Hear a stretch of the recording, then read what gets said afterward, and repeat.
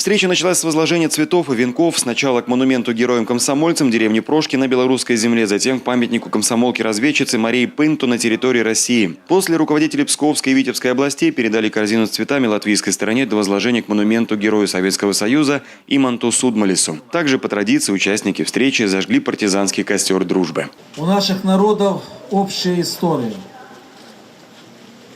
Это война, это смерть.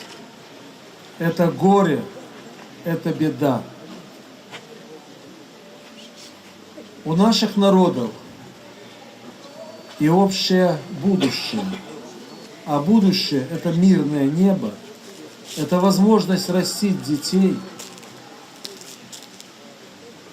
делать благо для страны и для развития.